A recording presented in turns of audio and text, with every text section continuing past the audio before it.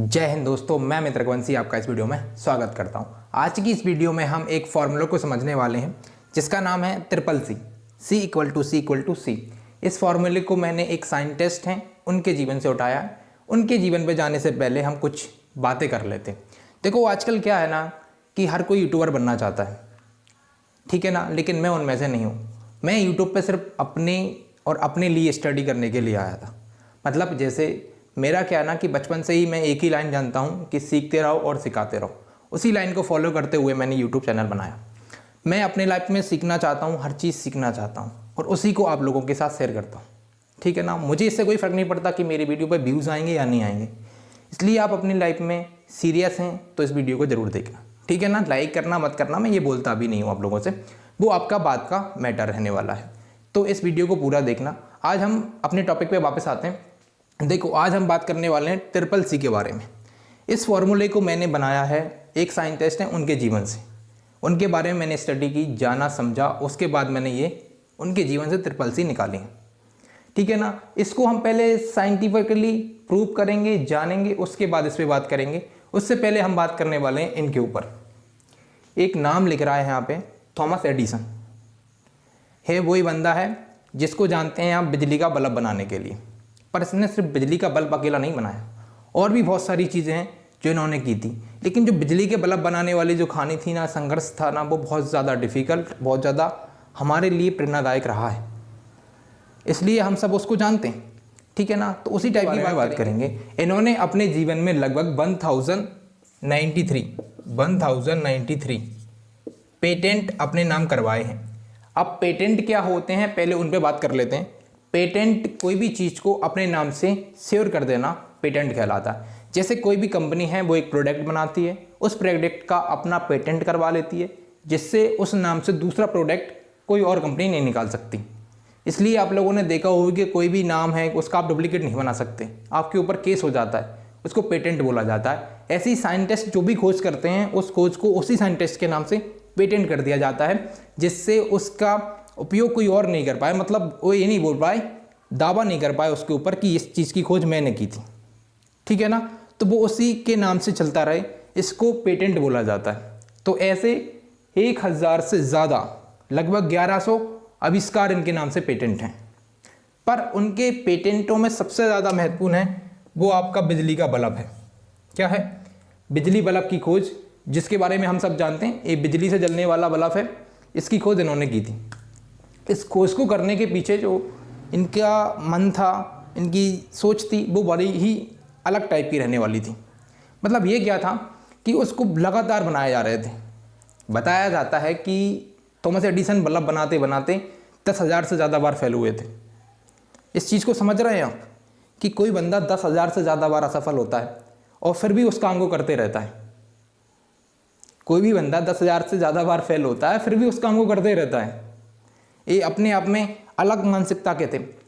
आप इनसे, इनके मोहल्ले वाले, इनके रिश्तेदार, इनके फैमिली वाले, हर इंसान इनसे बोलता था, थॉमस भाई ये क्या कर रहे हैं आप, इसमें आपको सफलता मिलती नहीं है, आप फालतू अपना टाइम, अपना पैसा और अपनी हेल्थ, तीनों चीज़ें इसमें ख़राब कर रहे हैं फालतू में, इसको छोड़ के कुछ और क्यों नहीं कर लेते आप।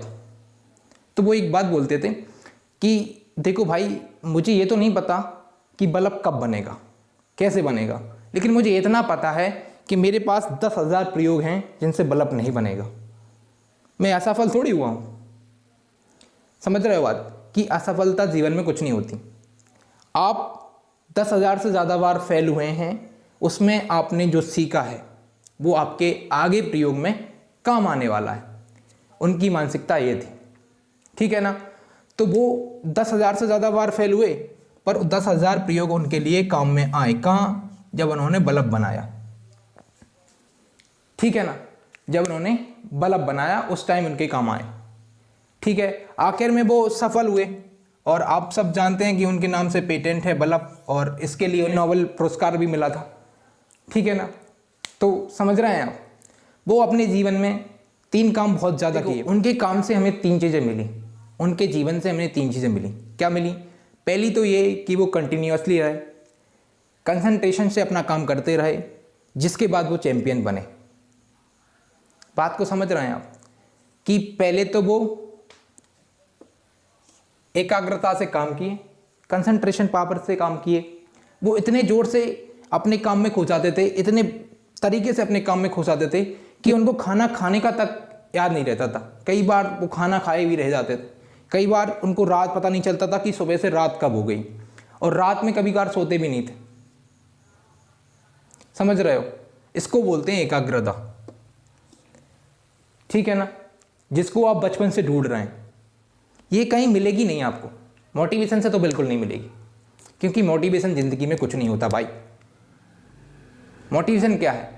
जब आप लाइफ में बिल्कुल ही डिमोटिवेट हो गए हैं, अपने काम को आगे नहीं करने पा रहे हैं, उसको डिमोटिवेशन बोला जाता है। उसको थोड़ी सी तीली दिखा दे, उसको मोटिवेशन बोला जाता है। ठीक है ना? तो मोटिवेशन से आप इतना बड़ा काम नहीं कर सकते। मोटिवेशन आपको थोड़ा सा यूजर देता है।